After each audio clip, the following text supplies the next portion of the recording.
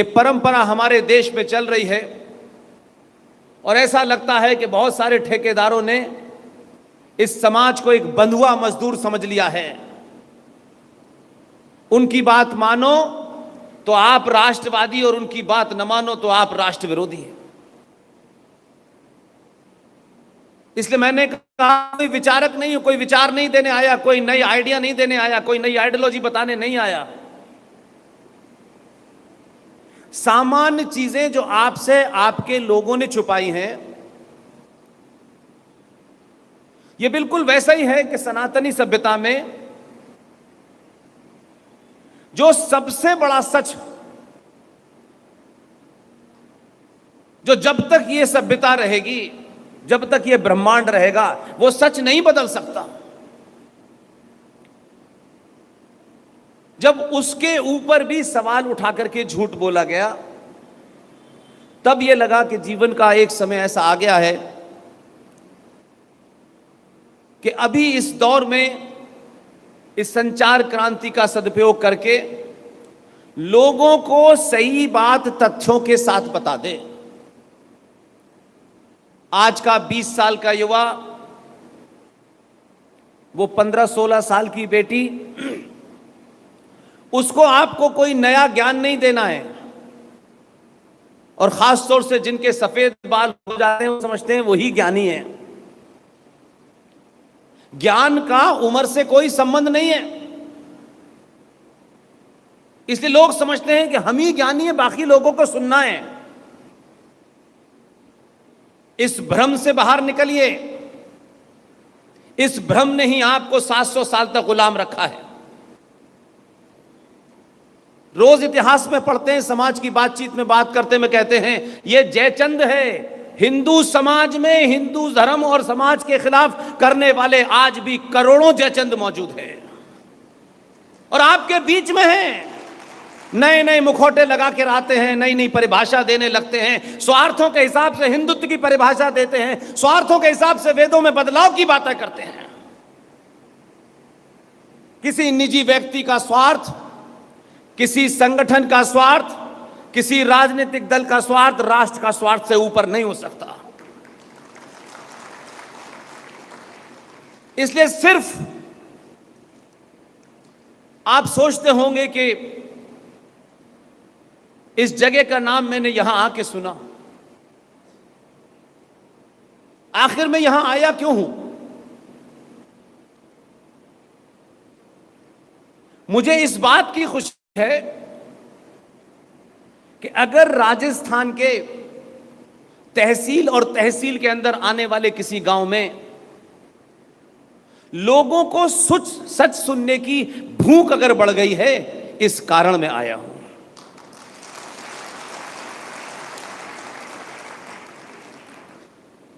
यहां न मैं आपको टिकट दिलाने का वादा कर सकता, क्योंकि मेरे पास तो बस का टिकट खरीदने के भी पैसे नहीं हैं। लेकिन इतना वादा जरूर करता हूं कि जब भी आप किसी से मिलें, सनातनी परंपरा में उम्र में जो सबसे बड़ा है उसका सम्मान तो होना चाहिए, लेकिन उम्र में जो बड़ा है वो झूठ बोल रहा है तो उसका प्रतिकार भी सार्वजनिक तौर से होना चाहिए। हमारी परंपरा में ज्ञान का, नॉलेज का एक सम्मान होता था। और जब समाज छोटी छोटी चीजों में बिकने लगे, तब यह समझ लीजिए कि समाज की जो सामूहिक शक्ति होती है, प्रतिकार करने की शक्ति होती है, वो इसलिए समाज हो जाती है, समाप्त हो जाती है कि हमारे यहां जो जितने बड़े पद पे बैठा है, हमारा समाज यह समझने लगा कि यह बड़े पद पे बैठने वाला उतना ही ज्ञानी होता है। मेरी जिंदगी का 20 साल का फलसफा है कि पद से ज्ञान का कोई ताल्लुक नहीं है। बड़े सारे बलात्कारी, डकैत, चोर, उठाई गिरे, लुटेरे पिछले 70 साल से संदन में बैठे हुए हैं। 100 मुकदमे चल रहे हैं अपहरण के, लूट के, बलात्कार के, लेकिन संसद में बैठने के कारण वो ज्ञानी नहीं हो सकता, क्योंकि वो संसद बन गया है। इसलिए वो जो कुछ ज्ञान दे रहा है उसको लोग मान लें। ऐसा कभी नहीं होता है, और अनादिकाल में भी नहीं हुआ, हमारी सभ्यता में भी नहीं हुआ। बड़े बड़े मठाधीश, कभी उनको पैसे वालों ने, संपन्न लोगों ने, स्थापित लोगों ने चुनौती नहीं दी। इसलिए आज भी ना आपको बताते हैं, न वो किताब बताते हैं, न ओरिजिनल सोर्स बनाते हैं, अपना ही पढ़ा हुआ और अपना ही ज्ञान का प्रवचन देते रहते हैं बस। सत्ताओं से टकराने के लिए, समाज को जगाने के लिए किसी पद की आवश्यकता नहीं है, क्योंकि पद आपको बोलने से रोकता है, सच बोलने से आपको कमजोर करता है। पद आपको कायर बना देता है, पद आपको लालची बना देता है। जो मनुष्य, जो समाज लालची होता है कि हमें किसी के पैर चाटने से, सुबह शाम दंडवत प्रणाम करने से ये टिकट दिला सकते हैं, समझ लीजिए कि वो समाज समाप्त हो रहा है।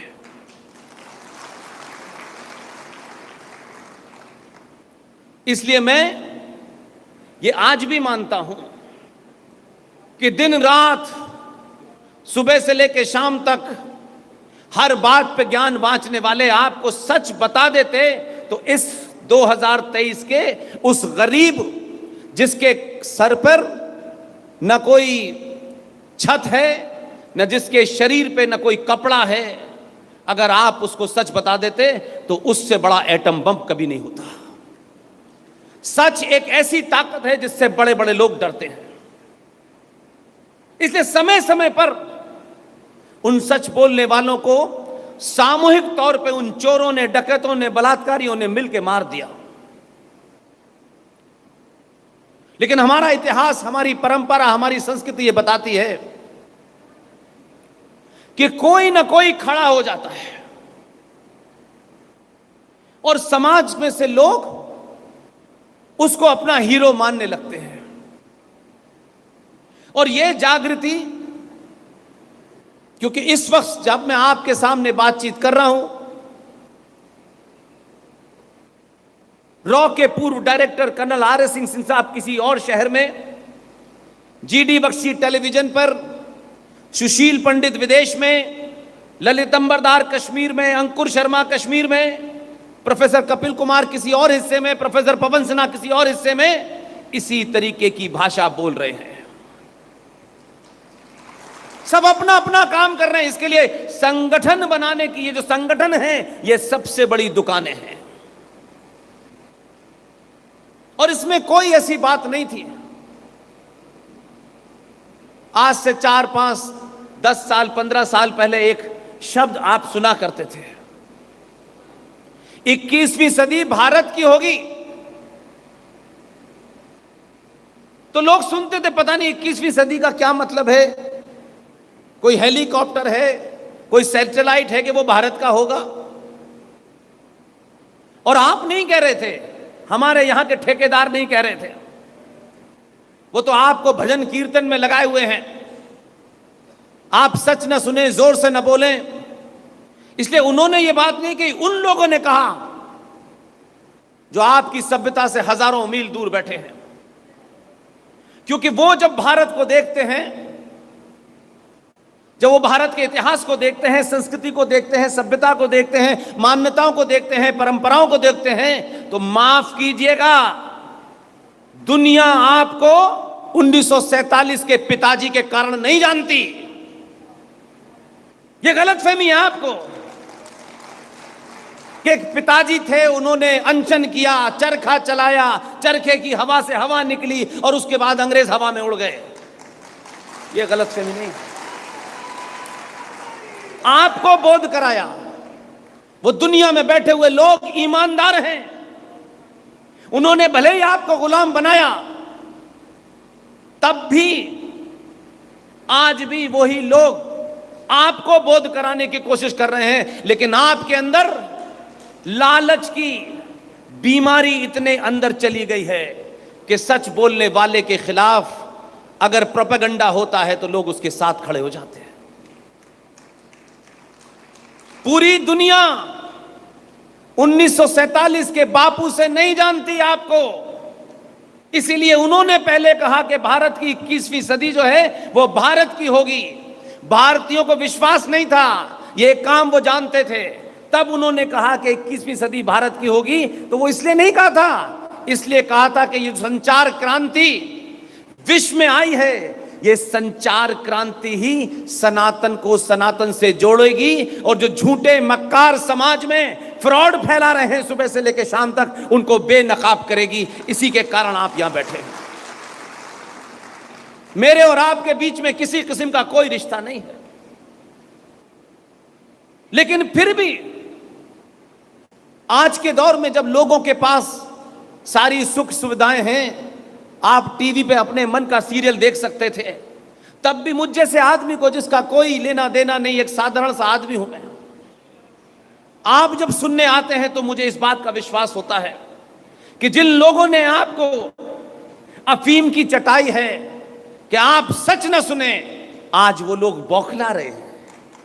आज उनके दर्द है कि जो भेड़ बकरी हमने बना करके रखे थे, ये भेड़ बकरी अब सच सुनने के लिए भाग रहे हैं। कहीं कोटा में भाग रहे हैं, कहीं जयपुर में भाग रहे हैं, और ये सच आपको सोने नहीं दे रहा, इसलिए आप यहां आए हैं।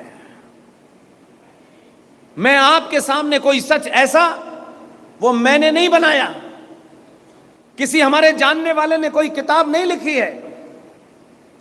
आपको आपके अपने लोगों ने, जो कहते हैं हम धर्म क्षेत्र में काम कर रहे हैं, जो दुनिया में हजारों करोड़ों कथावाचक हैं, उनसे सवाल नहीं किया, क्योंकि वो आपको पहले भावुक बना करके ऐसा कर देते हैं कि अगर आपने कोई सवाल उठाया तो परम परमेश्वर पे सवाल उठा दिया, ऐसा लगता है।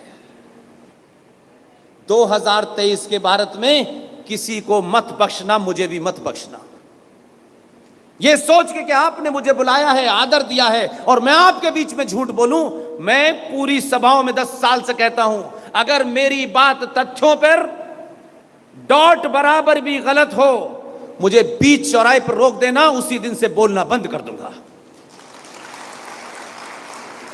यह रास्ता कुछ प्राप्त करने के लिए नहीं चुना है, यह रास्ता सब कुछ छोड़ने के बाद चुना है।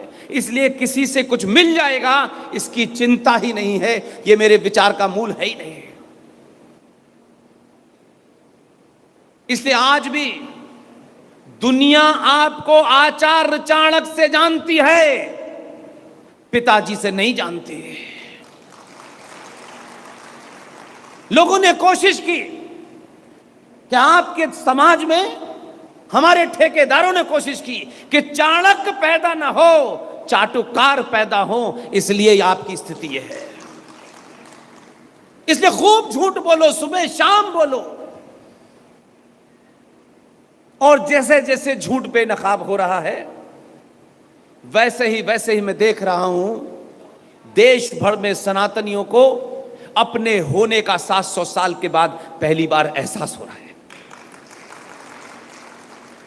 और यह एहसास किसी की हत्या करने के लिए नहीं है, लेकिन कोई हमारी हत्या करे उस पर चुप बैठने के लिए भी नहीं है। बात का जवाब बात से दिया जाएगा, यह दुनिया का नियम है, यह प्रकृति का नियम है। आप प्यार से बात करेंगे, प्यार से जवाब दिया जाएगा। यह जो झूठा मक्कारी का गीत जो एक ब्राह्मण ने लिखा था, उस ब्राह्मण के लिखे हुए उस गीत को कुछ चाटुकारों ने अपने स्वार्थों के लिए उसे भी बदल दिया। लक्ष्मी नारायण जी ने वो भजन लिखा था, लेकिन कुछ चाटुकारों ने उसकी लाइनें अपने स्वार्थ के लिए बदल दी और कहा, ईश्वर अल्लाह तेरो नाम सबको सम्मति दे भगवान।